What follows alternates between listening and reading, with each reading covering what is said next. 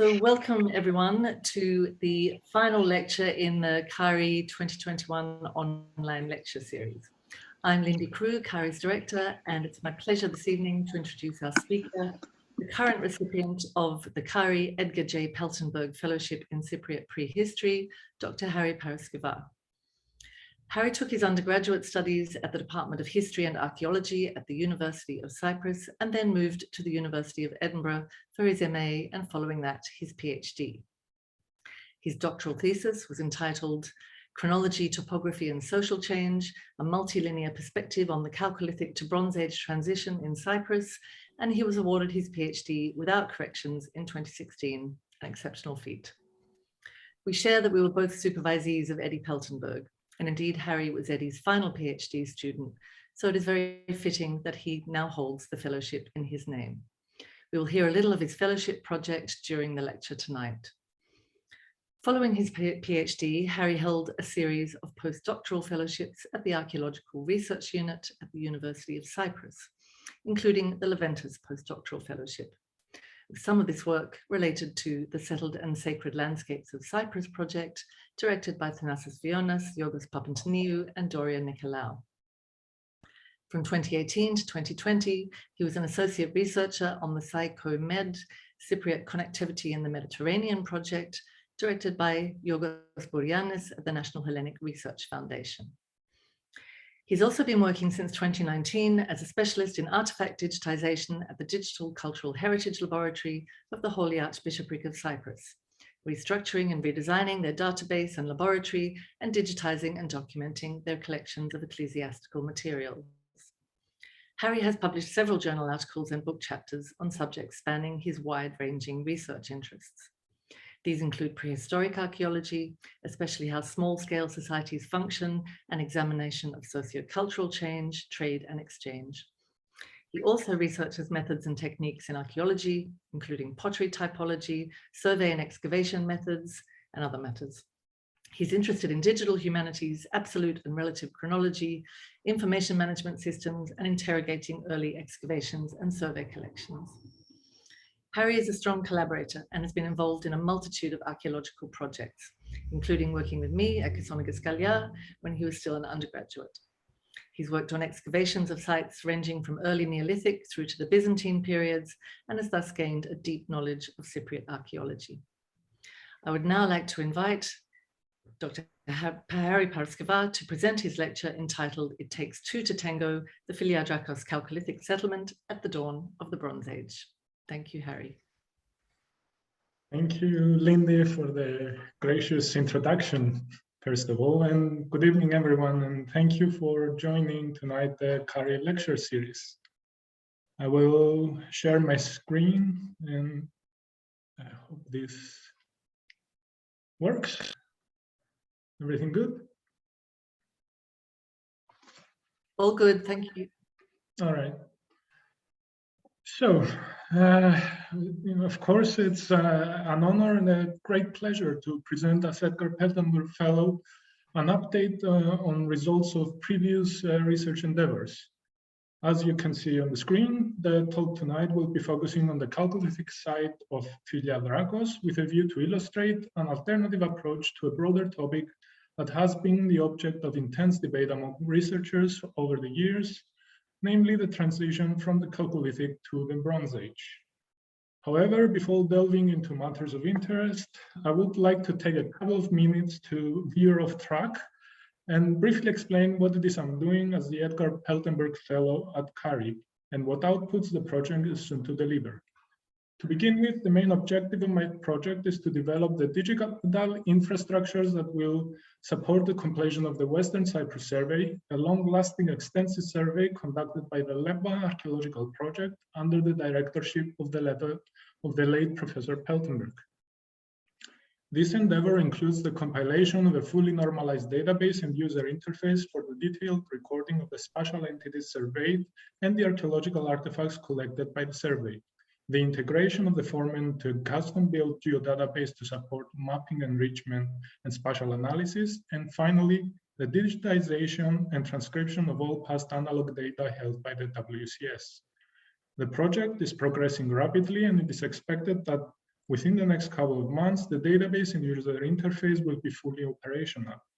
It should also be noted that upon completion, an empty prototype of the database will be released in an open access online repository, while the user interface will be shared as a free-to-use resource. In other words, a user-friendly but robust system for recording archaeological data from surveys will be freely available soon. After this brief interlude, let us return to the presentation at hand. First things first, it is clarified from the beginning that it is not possible to present in one short hour the entirety of the data to support the arguments set forth here. Hence, consider this part one in a multi-part equation. Second, the primary motivation for this talk is to argue for a new way of perceiving change through time, one that emanates from a bottom-up examination of data and promotes fluidity and complexity rather than the rigidity and simplicity of top-down grand narratives. Rules of engagement aside, the presentation will commence with a brief introduction to the broader topic of the Chalcolithic to Bronze Age transition, continue with a critical reception of current approaches to this transition, and then elaborate on the theoretical backdrop of the study before moving on to the specifics of the Philia-Drakos example. The latter include a topographical and archaeological tour of Philia village and its environs, an outline of research history at Drakos, and a presentation of results from the reanalysis of ceramics found at or around this locality. The presentation will close with some conclusions and comments on the importance of Drakos for the broader issue of the transition to the Bronze Age. So, by way of introduction, let us begin with what is familiar, namely the static before-after snapshots of Cyprus in the Chalcolithic and the very beginning of the Bronze Age. In architecture, the curvilinear monocellular Chalcolithic roundhouses are replaced by rectilinear multicellular compounds organized in an agglutinative mode. If we look at topographic preferences, Chalcolithic populations seem to prefer sites near water sources, while the sites are often one close to the other in daisy-chained constellations, whereas by the Bronze Age, a strong preference for agricultural lands is observed, with distances between sites increasing considerably. Turning to pottery traditions, the wares of the late Chalcolithic are hard-fired and characterized by a coarse clay matrix and numerous inclusions that point to igneous or mixed igneous calcareous clay sources. On the contrary, Bronze Age pottery presents a fine clay matrix with few inclusions and are predominantly made with highly calcareous clays. In metallurgy, the incipient tool-oriented craft of the Chalcolithic becomes a fully developed technology in the Bronze Age with evidence for ore extraction, smelting, casting, and alloying, while weapons proliferate. In mortuary practices, the intramural burial and scoop and more rarely simple chamber graves is replaced by new tomb types, such as the often elaborate chamber tombs and pithos burials, whereas extramural organized cemeteries emerge as the new normal. Turning to the economy, the mixed hunting agropastoral economy of the Chalcolithic transforms to a more sedentary, intensive agricultural economy, as evidenced by the introduction of the ox-plough complex and the new or reintroduced domesticated animal species such as donkeys, cattle, and screwhorn goats. Moreover, the few extrainsular contacts of the Chalcolithic most likely multiplied at least at the very beginning of the Bronze Age, as exhibited by the arrival of new populations on the island. Lastly, regarding social organization, though settlement data seem to point to largely egalitarian societies across eras, the complex and richly furnished chamber tombs of Vasilia and the centralized production and distribution of red polished philia may hint to the emergence of more hierarchical structures within Bronze Age society. All these profound changes observed in the archaeological record of the island point to the occurrence of rather momentous, life-altering events that permanently transformed life on the island, as they ushered in the Bronze Age. At the same time, these drastic changes form the core of a debate that began in the 40s and is still quite vibrant today. The crux of the matter is how can these sudden changes be explained and what is the underlying mechanism that brought them about? This is colloquially known as the Philia issue or Philia Question, and as a matter of fact, the first scholars to touch upon it are the grandfathers of prehistoric archaeology on the island, namely Porphyrios Dikaios and James Stewart, who proposed two diametrically opposing theories to explain the changes. Dikaios, on the one hand, proposed that all changes observed could be attributed to the migration of new populations from Western Anatolia to the island to eventually overpowered or encapsulated indigenous populations, whereas Stewart proposed that all changes occurred without foreign influx populations and were attributable to the genius of the islanders. By proposing the theories, the two scholars quite literally planted the seeds that would grow into two thriving trees representing the two different schools of archaeological thinking on the Philia question, one attributing changes to external factors and the other to internal factors. Of course, a comprehensive presentation of the arguments that each theory you see on the screen proposes lies beyond the scope of this presentation, but I would like to point out two things. First, today we more or less accept that new populations arrived on the island at the beginning of the Bronze Age, and second, the branches of the two traditions are gradually starting to fuse. A tendency that I believe paves the path to a more nuanced approach to the examination of the transition. Moreover, in order to reapproach the Philia question, it is first necessary to clarify why this is necessary by tracing the lacunae in the current theoretical models of change. To begin with, the timing, origin, and reason of and for the population movements at the beginning of the Bronze Age remain unclear. Conventionally, the Philia is thought to begin around 2400 BC, but a few radiocarbon dates supporting this assertion come from Marchialonia that was, by admission of its excavators, founded late in the period. Moreover, the discovery of Philia material in relatively safe late Chalcolithic contexts at Schizonerialmos Philia seem to suggest a higher dating for the upper boundary of the Philia to around 2600 to 2550 BC. This leads to a second issue concerning the perceived overlap between the Chalcolithic and the Philia, which is often thought to be very brief, albeit without evidence for its brevity, other than the urgency required to support a theoretical model of top-down radical change precipitated by the focal migration and/or colonization of the island by new populations. A complementary issue to this concerns the role of copper as a pull factor for the new populations. Understandably, copper is enticing, but the lack of identifiable Philia sites near copper-rich areas, coupled with the absence of lead isotope signatures pointing to mining areas that could perceivably be accessible to Philia population, seem to run counter to the claim. One exception to this rule may have been Marchialonia that sits at the interface of potentially copper-rich pillow lavas and Lefkara marls and chalks. Notwithstanding the late foundation of the site, a closer look at its microtopography hints at other possible explanations for choice of location, as it is situated some 5.5 kilometers away from the closest known mines in Gozans, but it is just under a kilometer away from multiple sources of amber. Another couple of issues with current theoretical positions concern the presentation of indigenous populations in narratives of change. On the one hand, the arrival of new populations on the island is portrayed as being rather swift and effortless, leaving the reader with the impression that the new populations migrate to or colonize areas in the north and center of the island that were devoid of population. This is an untenable position, as the north coast and the Morpho Plain hosted numerous settlements in the late Chalcolithic, some of which potentially large-sized. On the other hand, the indigenous populations are presented as rather passive, non-reactive, or maladaptive elements in most narratives proposing exogenous causes, a tendency that is directly linked to the adoption of optimized rationality, teleological, and deterministic theories from natural sciences that are not very well suited for the exploration of dynamic, complex systems in social sciences. One more issue to discuss concerns the social changes occurring already in the late Chalcolithic that are mostly ignored, overlooked, or considered to not have had a significant impact on the island's course to the Bronze Age.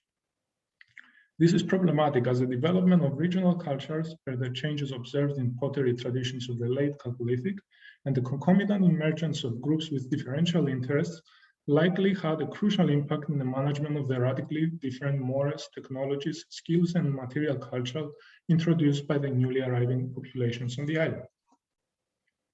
Another duo of critical issues requiring attention regards the establishment of an island-wide Philia cultural coiny after the arrival of new populations, which is recognized primarily based on the identification of physicochemical similarities in Philia ceramics, and specifically the red polished Philia ware.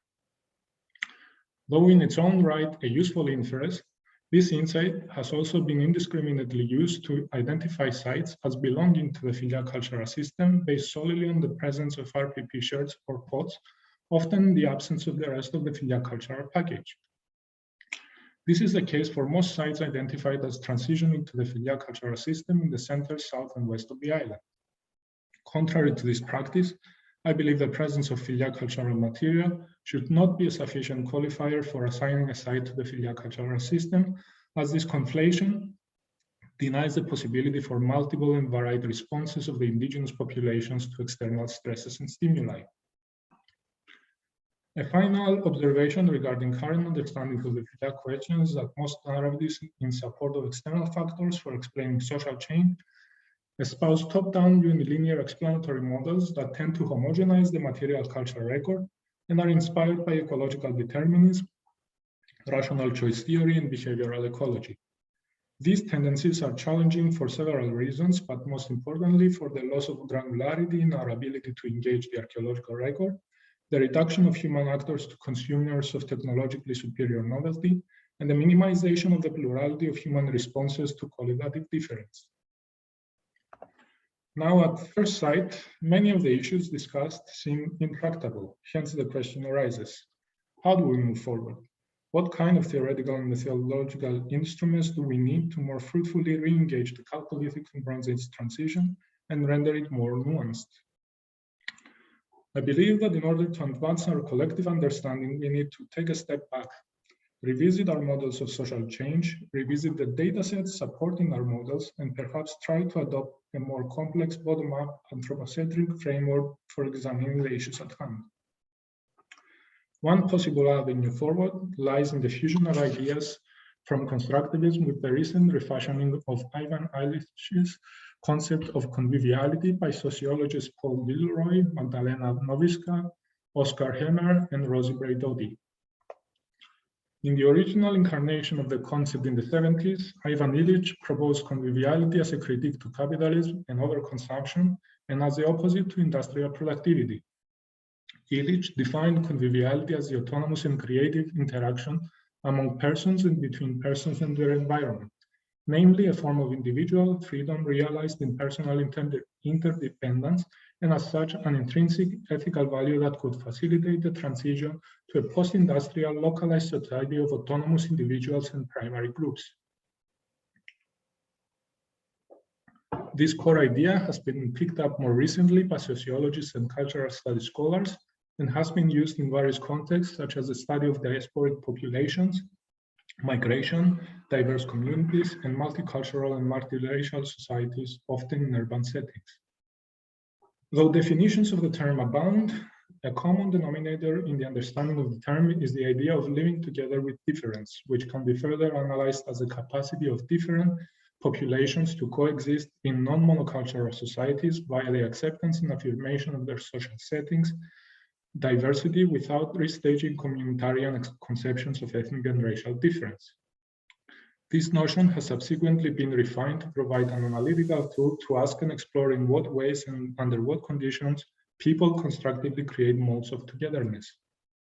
In archaeology, the concept has been predominantly used within the post-processual framework of new materialism to explore the richness of interaction and interdependence of all human and more than human actors, generating a shared cosmos.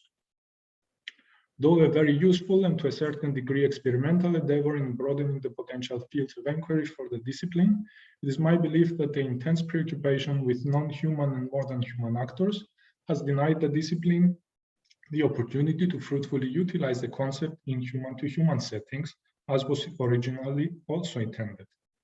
However, and to quote James Stewart, as the Coptic theologians realized long ago, there was a time before everything, and it is only possible to deal with the situation as it is at present. And at present, I believe there is much potential in bringing together conviviality with several independent yet related strands of thought and unify them into a theoretical and methodological toolbox suitable for the study of complex social systems and processes. To begin with, conviviality may be perceived as being interrelated to and broadening the post-colonial concepts of hybridization and entanglement. The former defined as a meeting and synthesis of two differences, and the latter as a recontextualization and transformation via future recombination of any entity from an ethic perspective. What conviviality brings to the table in relation to these terms is a capacity for multiple transformation of tangible and intangible entities due to the possibility of multiple actors being simultaneously at play, the ability of human actors to be at ease in contexts of diversity instead of being influxed or antagonistic, and the capacity to produce, often in non-predictable ways, difference in contexts of conflict, non-collaboration, and lack of motivation, as is, for example, the cascading effects micro-interactions can have within a social formation. Beyond the complementing concepts, the convivial term demands a self-reflexive examination in order not to transcend, but at least to be aware of the fantasies that the social imaginary of the researcher in this topic imposes on his or her decisions to ethically recognize anything as qualitatively different. In this context, the social imaginary encompasses the ideas, convictions, ideals, understandings, norms, and values surrounding living together as humans, and is both a factual and normative concept, as our conception of how things should be and how things usually are inextricably interwoven. One last instrument in the convivial toolbox concerns the reimagining of the human, not solely as Homo economicus per the prescriptions of neoliberalism and rational choice theory, but as a multiple that also incorporates Homo sociologicus and Homo emotionalis. On the one hand, the former is inspired by a constructivist perspective, also known as the logic of appropriateness, and proposes that human behavior in any given role follows from rules institutionalized in social practices sustained over time through learning. In other words, humans decide based on what social norms deem right rather than what would maximize benefit and minimize cost. On the other hand, the latter, namely Homo emotionalis, derives from recent research in neuroscience, sociology, and psychology, and suggests that affection and conscious appraisals and emotions rather than conscious reflection represent the vast majority of brain activity in shaping decision-making processes. To sum up, humans do not solely make decisions based on cost-benefit analysis, but also act based on what social practices, learned behavior, and their emotions tell them to. Undeniably, human-to-human and human-to-environment interaction varies in complexity, and the material manifestation of such interactions are difficult to discern.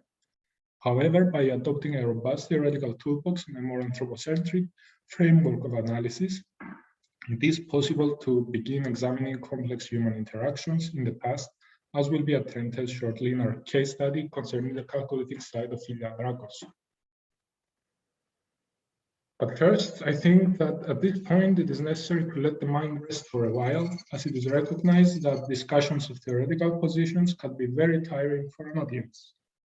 In that order, let us embark on a virtual tour of the topography and archaeological landscape of the village of Philia and its surroundings. The now occupied Philia administratively belonged to the Nicosia district and is situated in the fertile plain of Morphou. It borders to the west the village of Kira, to the north Diopotamos and Agia Varidas Kidouras, to the east Denia, and to the south Avlona and Masari. The main geographical feature of the region is the Otkos River, a tributary of Serachis, running past both Kira and Philia villages.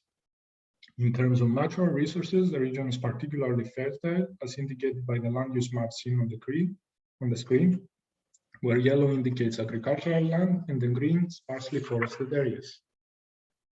The map is of course referring to land use today, but the situation would not have been dramatically different in the Chalcolithic or Bronze Age per the quaternary geology and geomorphology of the region, which suggests the presence of a plain and a large fan for the Otkos River in the area indicated here with the green color. In terms of water availability, the entire Otkos plain is a first-class aquifer with the exception of a narrow strip of land south of Philia that corresponds to a cuesta formation composed of Kafkala on top, followed by marls and Apalosa Thalassa formation calcarenites, gravel, sand, and silt with very poor water retaining potential. Archaeologically, the area was densely populated in the Chalcolithic and Bronze Age with numerous settlement and cemetery sites situated in the land between the Otkos and Akaki rivers. The majority of these sites are known through trial excavations or surveys conducted between the 30s and 60s, while since the Turkish invasion of 1974, the area has been inaccessible to archaeological research. Zooming into the area of interest, we find a small cluster of sites in the area known as Philia-Drakos. Of the three sites, we will focus on sites B and C that fall within the temporal horizon of interest for this talk. The sites are located at roughly 850 meters from the center of Philia village, traveling west on the dirt road to Kira, and lie just southeast of the now abandoned Vasiliko hamlet. Site B, nearly abuts the Philia-Kira road, is about 50 meters northwest of the Site A Neolithic settlement and extends southward on a relatively flat to gently upward sloping field. Whereas Site C lies about 100 meters further to the south on an exposed caliche and uncultivated soils hillside. Site B is situated on a mixture of alluvial and colluvial cambisols and regosols, the former suitable for cultivation, agricultural use, and the latter potentially for extraction of loamy clay for pottery manufacture, while Site C lies mostly over the less fertile regosols. Both sites are underlain by the Apalosa Thalassa geological formation, consisting of horizontal layers of calcareous sandstones, conglomerates, and sandy marls.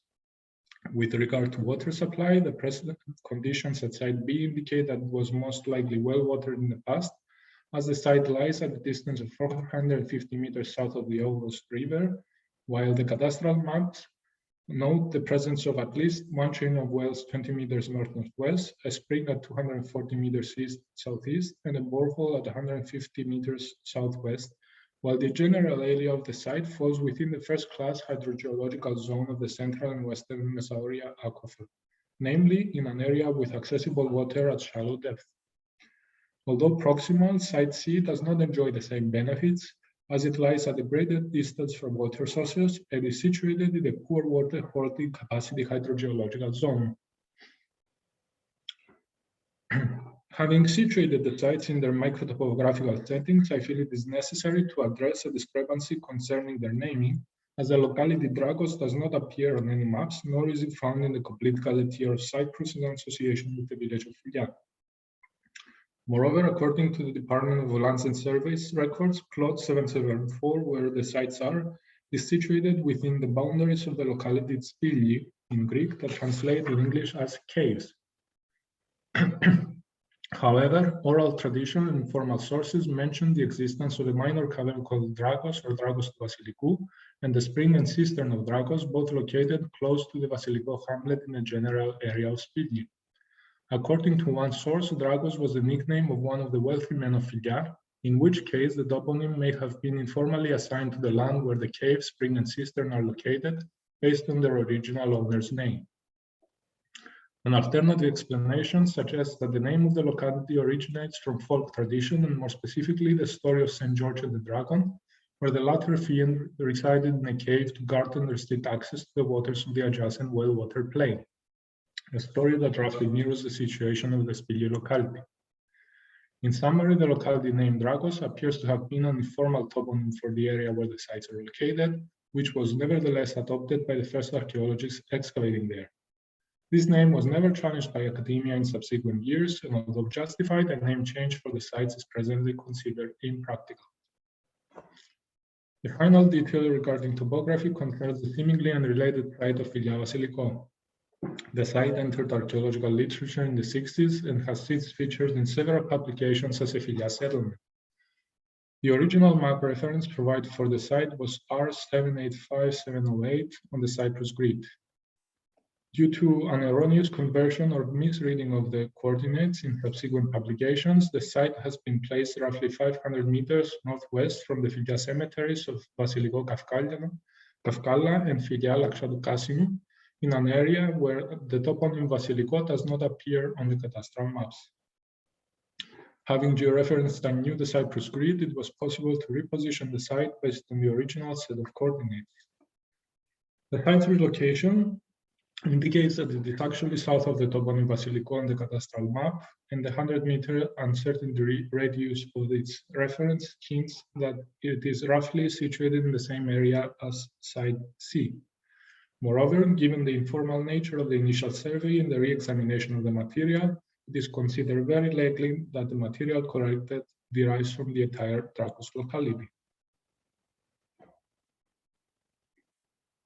Having presented the topography of the site, I would now like to turn to the history of archaeological exploration at Philia-Drakos. The history begins in the year 1941 when the then curator of the Cyprus Museum Porphyrios Dikaios conducted a brief trial excavation at the site of Philia-Drakos Site A, where he mistakenly believed to have uncovered a site dating to the Erimi Stage. Nowadays, after the 1960s excavations of the after the 1960s excavation of the site by Trevor Watkins, we know that Site A is in fact a late Neolithic settlement.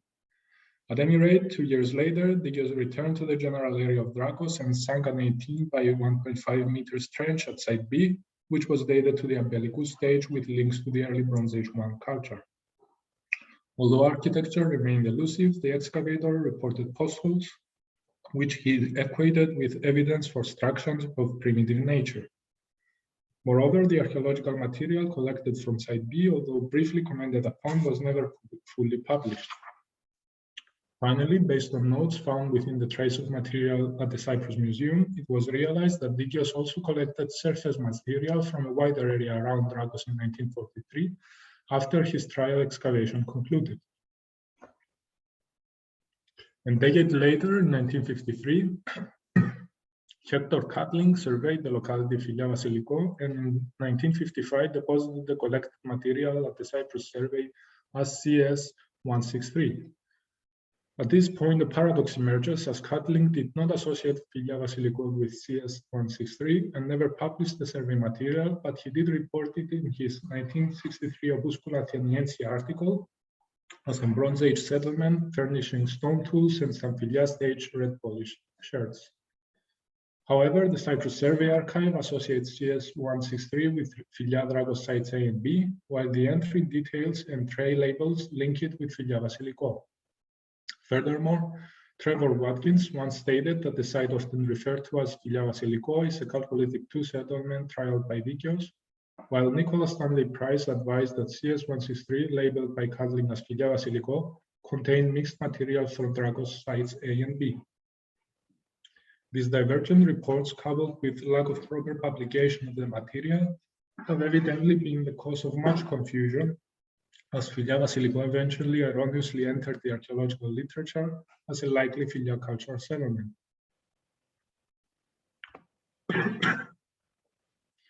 Moving past that, several years later, Trevor Watkins, before commencing excavations on late Neolithic Philia-Drakos Site A, inspected the general area of Drakos, and on October 15, 1964, per the Cyprus Survey Archive, submitted material from Philia-Drakos Site C as CS-1442, which was considered to be a second late Chalcolithic settlement through which were cut early Cypriot tombs.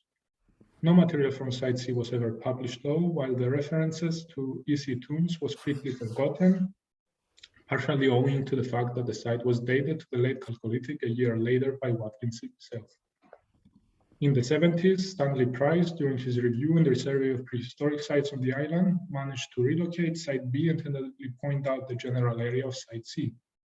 However, no new material was collected from the sites, save for a limestone object with pattern indentations from Site B.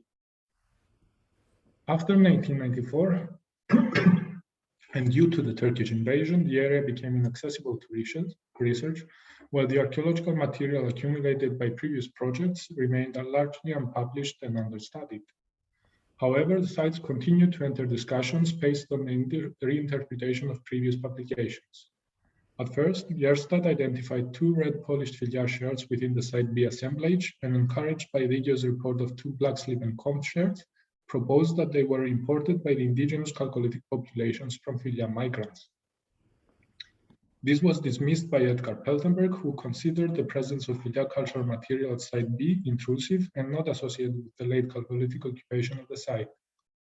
Later, Diane Bolger suggested that sites B and C were contemporary Late Erimi sites, presenting similarities in pottery fabrics and decorations, while Stephen Help mapped both as confirmed or likely Erimi culture sites.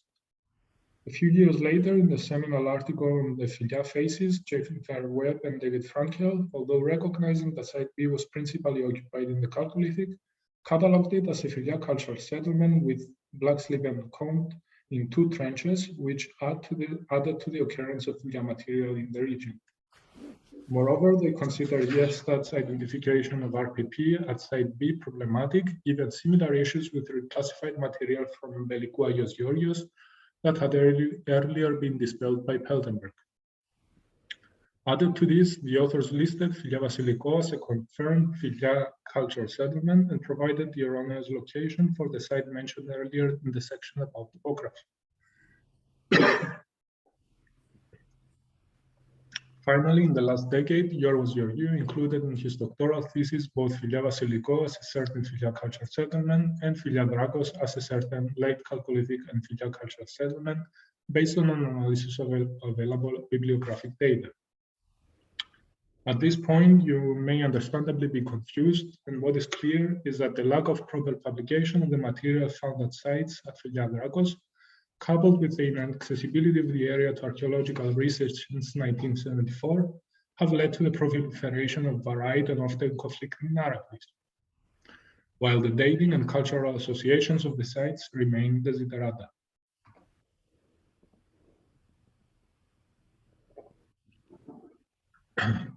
In order to disentangle the situation, I was granted in 2015 a permission by the Department of Antiquities to re-examine all the available materials from Philia-Drakos sites B and C, as well as the material from Philia-Vasiliko, due to its apparent spatial overlap with the Drakos sites. Oh, no. After preliminary examination of the material, research focused on the typological analysis of pottery fabrics, since potsherds were the most abundant type of material available. Before presenting the ceramics analysis results, it should be clarified that the material was divided in 3 collections for assessment. The first is the Site B collection and contains materials from 1943. The second is the Site C collection, which is much smaller and includes material collected by Watkins in 1964 from the area of Site C. Finally, we have the mixed collection, which contains finds from Dikaios post-excavation survey of Drakos and Catling's 1953 visit to the general area of Philia-Vasiliko. Evidently, the Site B collection is the most informative, as it contains shortage from excavated contexts from Dikaios trial excavation. However, due to the use of artificial stratigraphy and the potential effect of site formation processes, the distinction of site phases is currently impossible. Owing to this limitation, the recognition of cultural phases was based on the association with relatively dated fabrics from other sites on the island. Additionally, comparative statistical analysis was carried out between layer groups defined based on the artificial site stratigraphy. As can be seen on the schematic of the excavation, these include the topsoil surface layers marked in purple, the upper excavated layers in light blue, and the lower excavated layers in dark blue. Some deeper layers represented in tray 7 date to the Neolithic and were not amalgamated to any layer group. This method of aggregate analysis was employed as an auxiliary instrument for the tentative distinction of site phases by examining general trends in pottery consumption, even if the results do not necessarily map onto archaeological reality due to the absence of proper contextual information. Turning to the results of the analysis, the ceramic material from all sites has been classified in 9 fabric groups, namely fabrics A through H, while separate groups were created for totally abraded, non-classifiable sherds, post-Bronze Age material, and indistinguishable Philia Early Bronze Age sherds. For the classifiable sherds, fabrics A through C and H were used to produce painted and monochrome pottery at nearly equal quantities, while fabrics D through G were predominantly used to manufacture monochromes and differentially fired monochromes. Starting from earliest to latest, each fabric group will be henceforth succinctly commented upon. The earliest pottery at the Drakos sites is associated with fabric H, a low-fired, soft, very soft buff to light brown fabric with coarse to very coarse texture that is likely made with poorly sorted calcareous clays. Vessels made with this fabric usually have thick to very thick walls and are either monochrome or red and white painted. At Site B, the fabric is found in limited quantities at the surface and bottom layers, but is ubiquitous in Trench 7 and Trench E. Its pervasiveness in these very deep strata indicate that it predates the establishment of the Chalcolithic site, and it may represent the catchment area of the neighboring Late Neolithic Philia-Drakos Site A. The fabric is absent from Site C and minimally present in the superficial material collected by Dikaios, but features heavily in the material collected by Catling, which lends support to the argument that Catling collected material from a very broad area that also included the Neolithic Site A.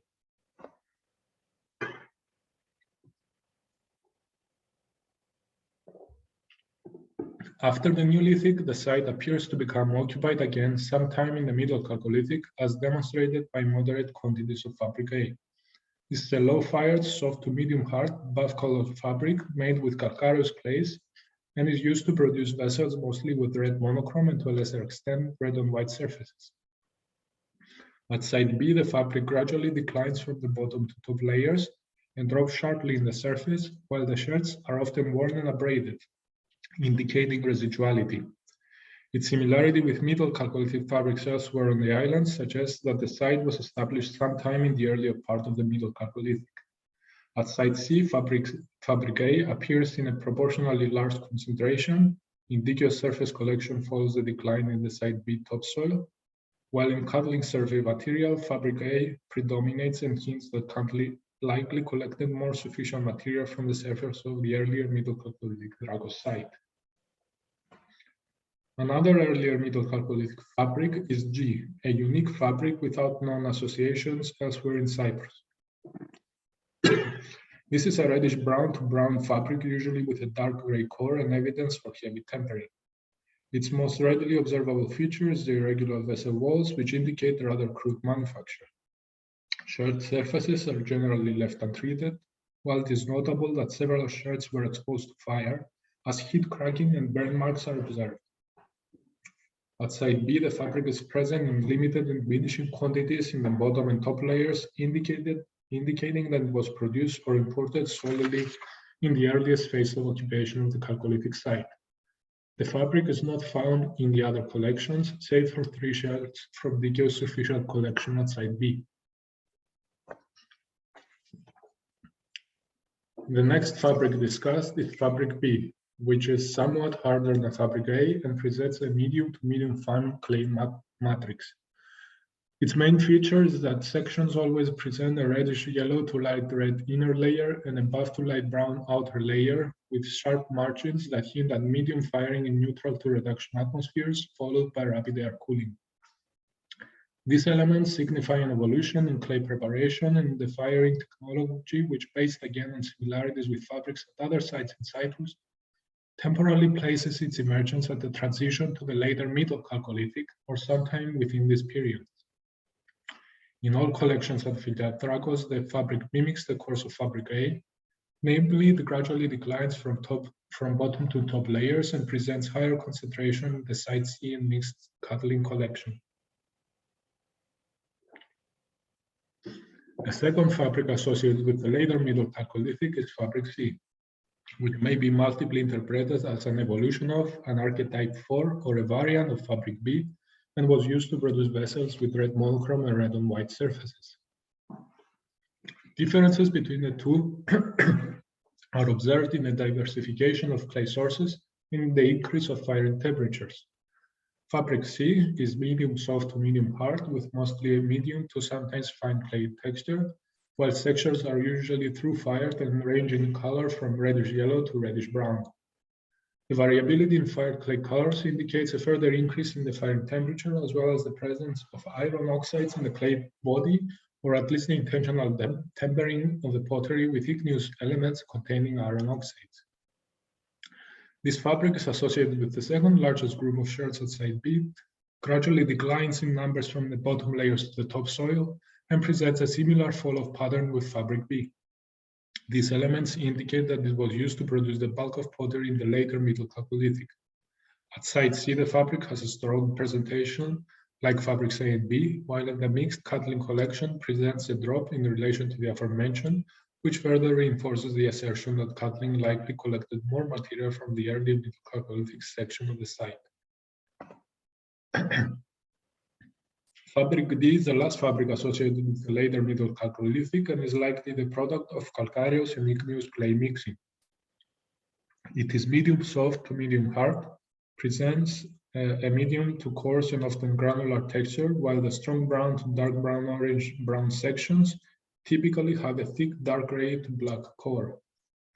Notably, fabric D is observed mostly in association with the larger red monochrome storage vessels and is generally found in limited quantities at Site B.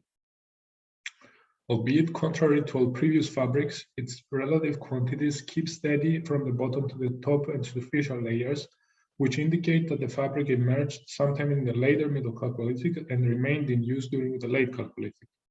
At Site C in the mixed collections, the fabric is nearly absent.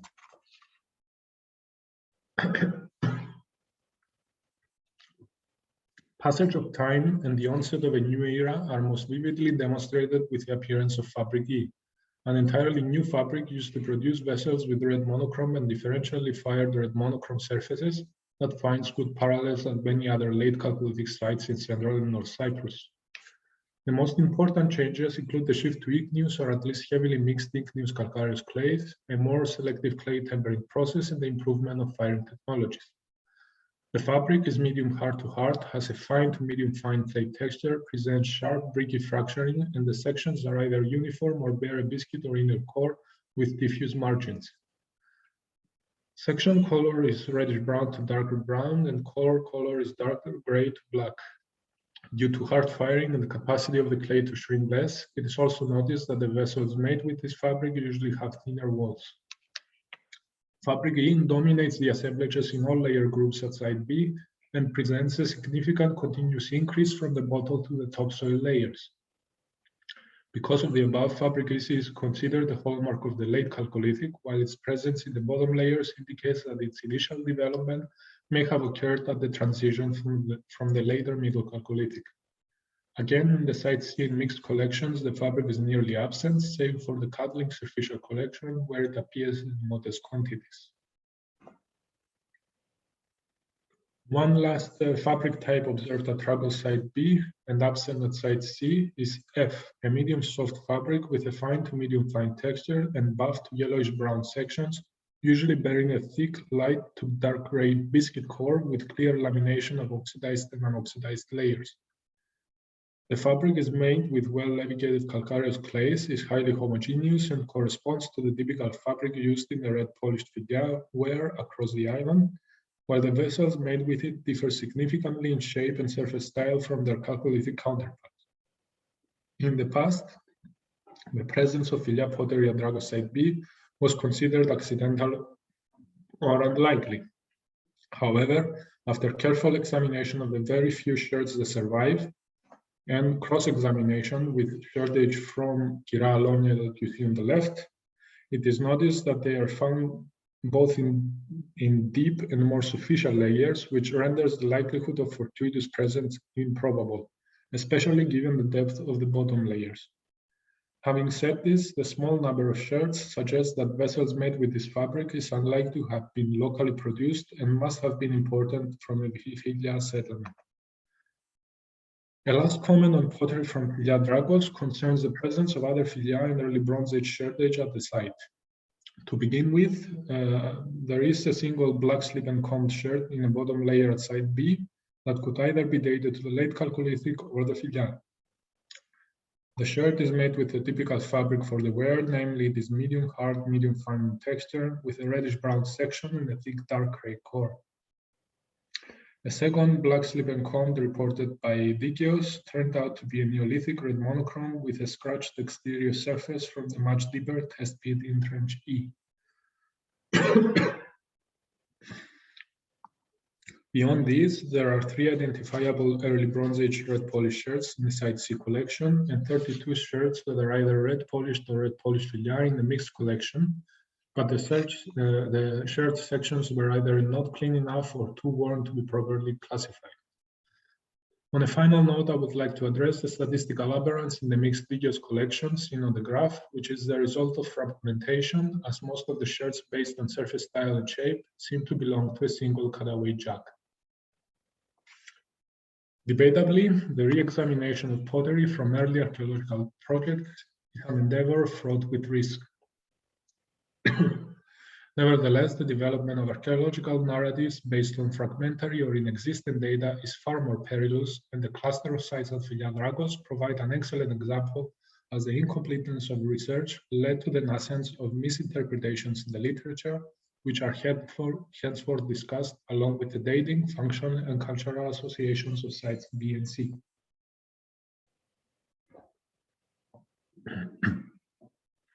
An odd yet relevant point of departure concerns the purportedly Philia culture settlement of Philia-Vasiliko.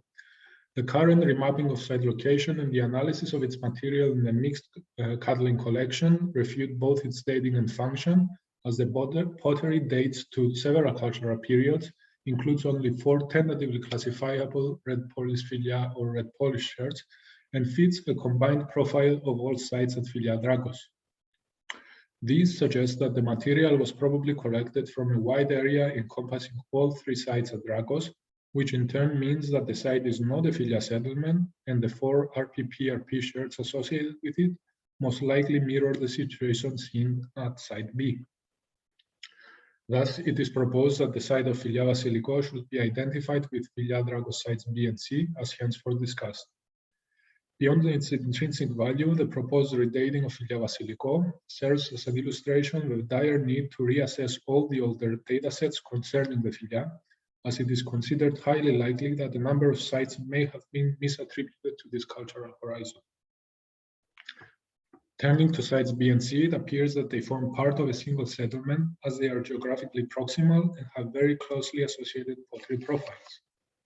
Specifically, site C yielded mostly Middle Chalcolithic pottery accompanied by 8 groundstone tools, whereas site B is dominated by Late Chalcolithic pottery intermixed with mostly later Middle and less with earlier Middle Chalcolithic sherd age, limited ground and chipstone tools, and a considerable quantity of animal bone, the latter found at least in 1 case in a refuse pit. Combining this data with reports for postholes and floors suggests that Dikaios excavations at site B reached artifact-rich surfaces of a Middle-Late Chalcolithic settlement. Similarly, the surface finds from site C hint that in the Middle Chalcolithic, the settlement was situated further uphill, which corresponds to the site's drifting phenomenon observed at other Chalcolithic sites like Philia and more recently Socio-cultural, as an intentional choice of maintaining locational stability and occupational instability. Finally, in regard to site abandonment, the limited but stratified red polished Philia and black sleeping combed sherds at site B suggest that it remained occupied for an unknown, but based on the depth of the deposits, potentially long time after the onset of the Philia culture, and was eventually abandoned within that period. Moreover, the general area of site C may have served as a cemetery at later stages in the early Bronze Age, a function indicated by the presence of red polished and the mentions by Watkins of tombs or shallow pits in the area. But the latter hypothesis is at present difficult to accept and requires a return to the site for more extensive archaeological exploration. Having elucidated the dating and function of the sites, it is now feasible to situate it within its overarching socio-cultural landscape. Starting with the initial phase of occupation, it appears that the site was an active participant in the Middle Chalcolithic cultural coining, as the pottery fabrics present close connections with the manufactured technologies and decorative styles observed at other sites on the island.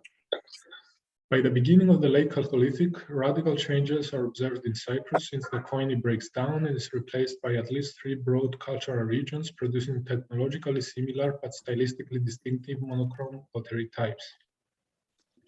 The role and position of Philia-Drakos in this system is presently unclear, but the fact that pottery production increases significantly in the Late Chalcolithic hints towards the site's importance in its immediate area. Markedly, the site sits at the entryway of a constellation of daisy-chained Late Chalcolithic sites, namely Chrysiliou Afendika, Chrysiliou Pano Eliochorin, and Kiratsi Flike, a prominent position that allows control of access to the fertile Of Valley and the rich Western Messauria aquifer water sources. Beyond that, the assemblage from Philia-Drakos fits in with a cultural region in northwestern Cyprus, the main characteristic of which is the production of differentially fired monochrome pottery. This regional culture encompasses several sites in the north coast, Morpho Valley, and central part of the island. And these are the sites marked with black portion of the pie charts in the map on the screen, and probably benefited from the incipience of extra-insular trade in this period. Simultaneously, these aspirations of incorporation to a wider East Mediterranean socio-economic trade network may have had unforeseen negative consequences since they coincided with a crisis in Anatolia at the transition to the Early Bronze Age III. In effect, the latter may have acted as the main trigger for the migration of Anatolian populations to the island and the ensuing establishment of the Philia socio-cultural system.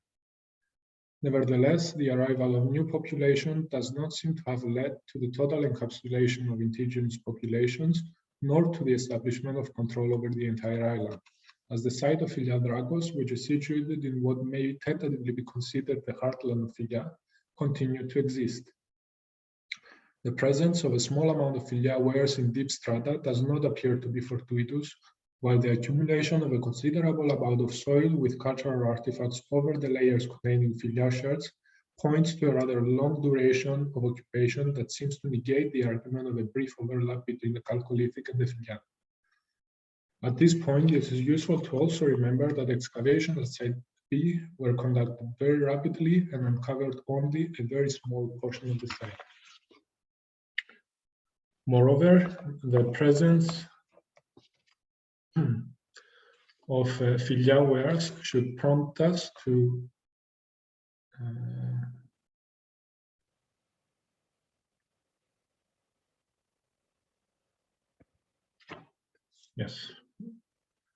The presence of Philia wares should prompt us to further investigate matters of intercultural contact through the lenses of conviviality. The fact that the inhabitants of Chalcolithic Philia-Drakos elected to trade and/or communicate with the newly arrived populations per the small amount of RPP and BSC sherds serves as one example of how people from vastly different cultural settings act with a view to find ways to coexist, even under conditions that potentially were non-conducive to socio-cultural mixing, such as the early phase of an untended colonization. Added to the above, the fact that Philia wares never became a major production of the site hints at processes of resistance to novelty or exclusion from trade, or at least non-negotiation of what was then perceived the cultural identity of Drakos, even at the cost of non-partaking in advantageous technologies brought in by the new populations. At any rate, the presence of RPP and BSC at a predominantly late Chalcolithic site suggests that the modes of interaction between the late Chalcolithic and Philia communities are far more complex than previously thought and should not be reduced to monolithic linear models of cultural replacement.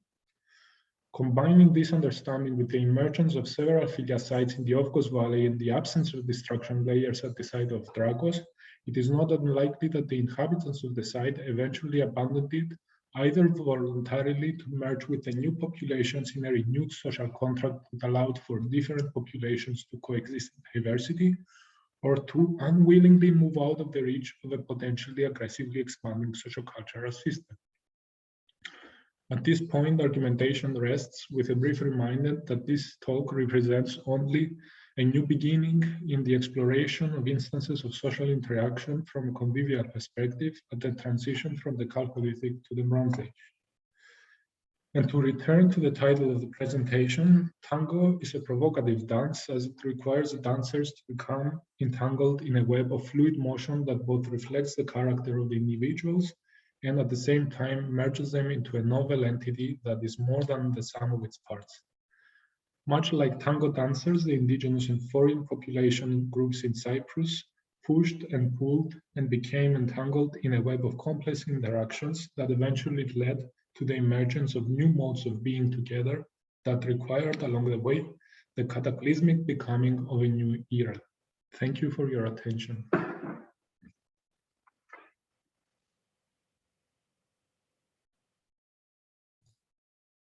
Thank you very much, Harry. That was fascinating. It seemed to be echoing.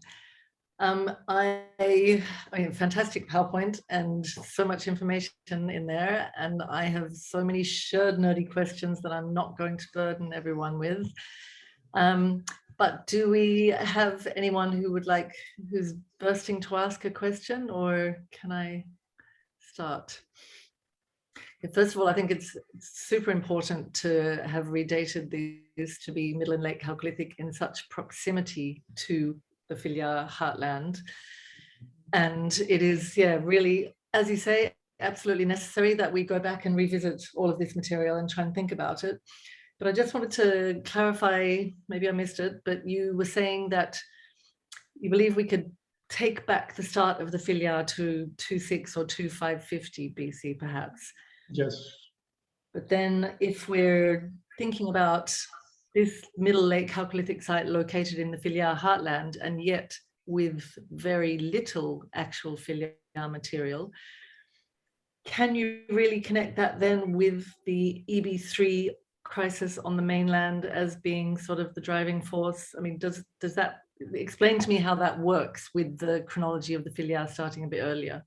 Well, if we accept that Philia starts earlier, and we have good evidence for that based on the stratigraphy of most Philia, we will have to rethink the entire model of how new populations arrive on the island, because it must have been a much slower process than what we currently portray it to be.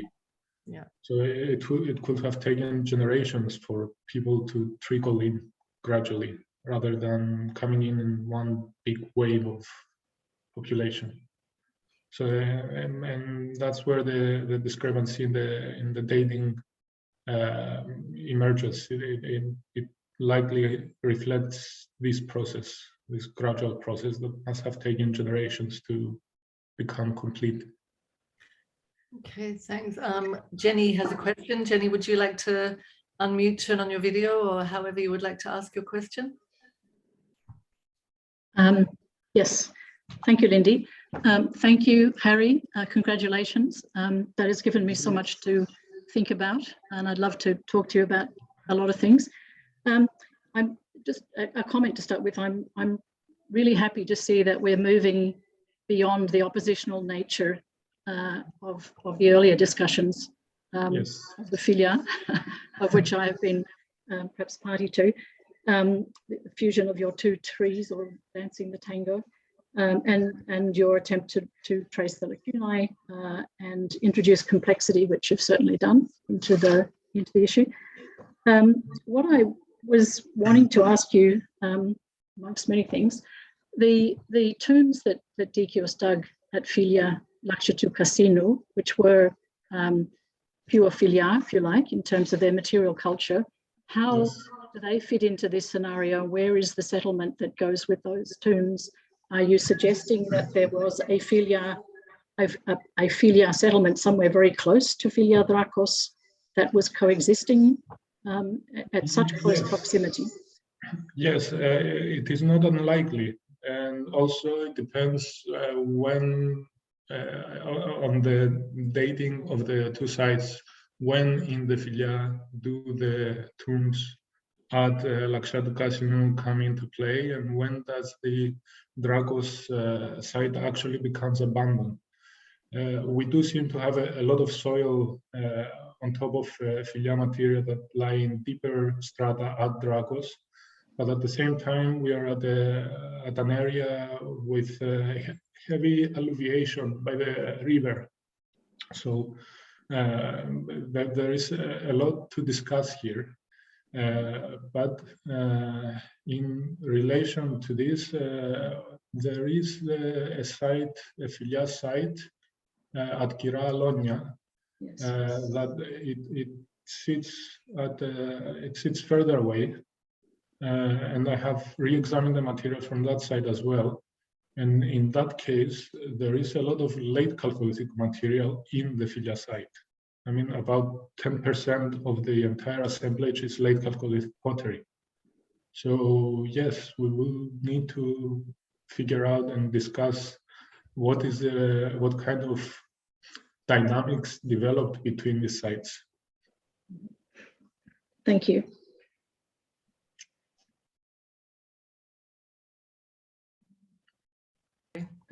Does anyone have a question that they would like to ask at this stage? Yes, Diane has her hand up. Would you like to unmute and turn your screen on, Diane? Yeah. Well, Harry, my brain is spinning after that lecture. Because I think we're going to have to sit down. We're going to have to sit down when I'm back in Cyprus and have some long discussions. But just to say congratulations. I think you've moved this whole discussion forward in a very positive way. And also that I was very impressed when looking at the evolution of your fabric categories at Philia.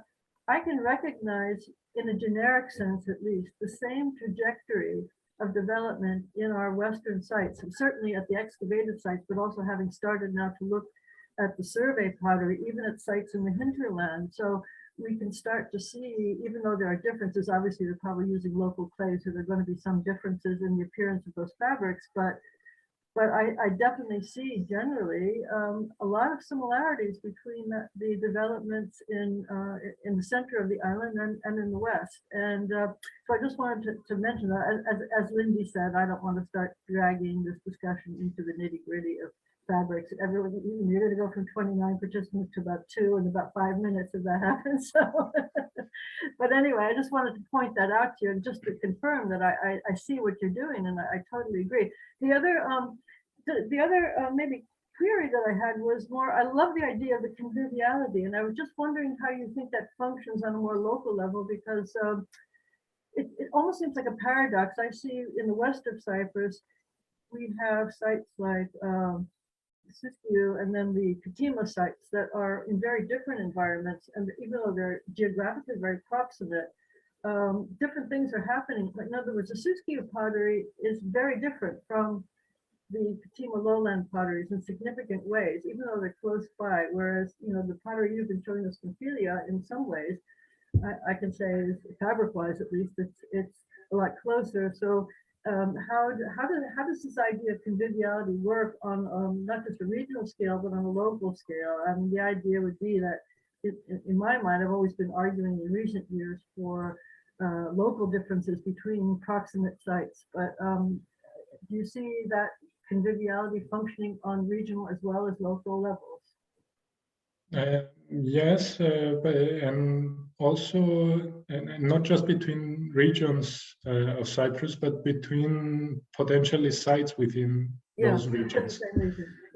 So if we take Western Cyprus as a cultural region in the late Chalcolithic, you are correct that we have individual differences between the strings of sites in the Diarizos River and the Katima lowlands, and a similar pattern emerges with the sites further up in the northwest, in the Chrysochou drainage, the Milia Rodeos sites and Makunda, which also seem to be developing their own character.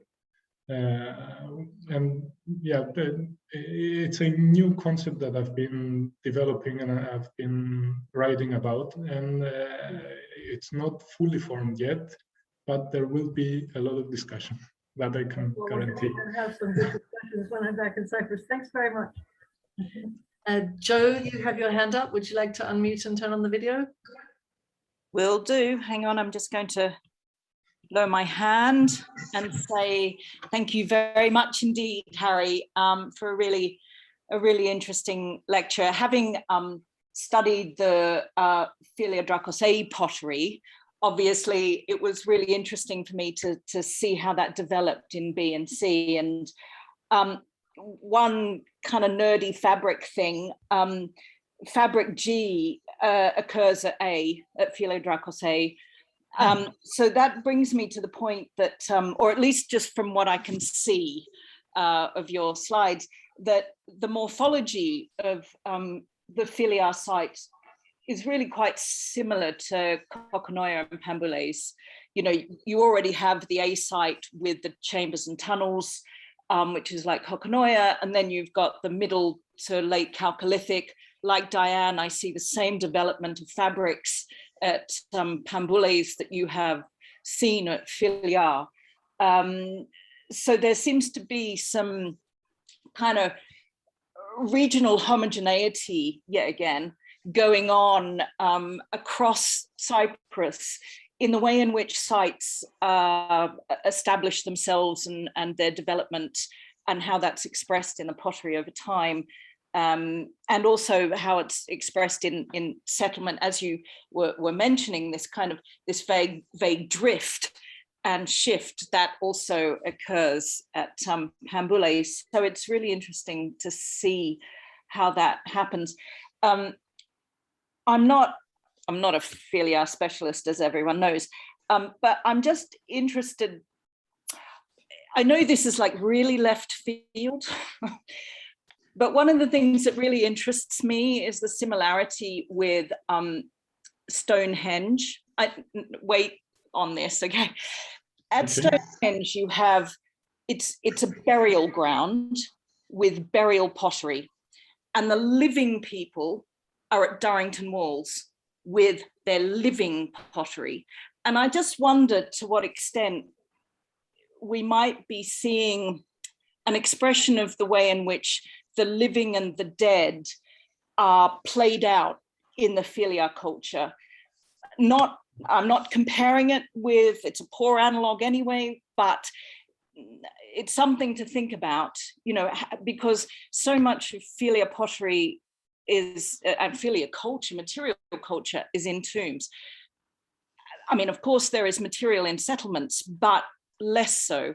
So I just wonder if there's something happening between the way in which the living and the dead are expressed in that cultural period. And that's all I really have to say. But it's really great. And I love your conviviality idea. I think it's good. So. Thank you. It's certainly a very interesting concept, the one about the separation of the living and the dead.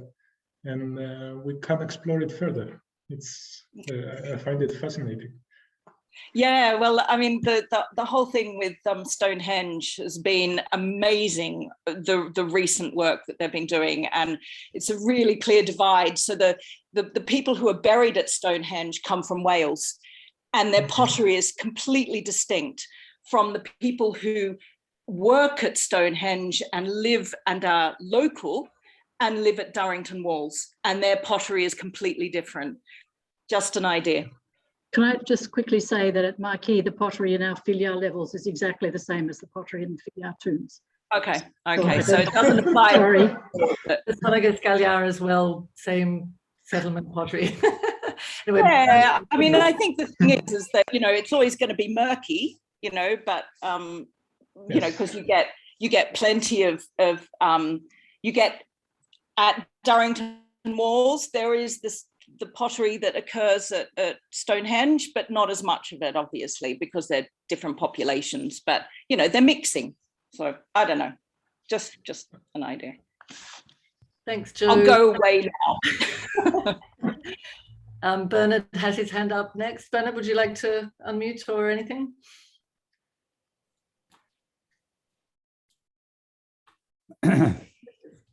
To move away from pottery, if I may. Harry, your presentation of conviviality was very informative. Until this talk, conviviality was simply a word to me. It now takes on much more of a meaning. So thank you for working up that aspect of your talk. And the other thing I wanted to ask, toward the outset of your lecture, you showed a slide with the various the differences between the material culture of the late Chalcolithic and the Philia. You might want to throw that up for a moment if you could, so people will recall what I'm talking about. My question. Referring to this? No, this is what, yes, this. My question is, especially in light of what you talked about, a very gradual movement of people, who are the agents of change involved here? I mean, who brought these Philia culture changes into the region or the island?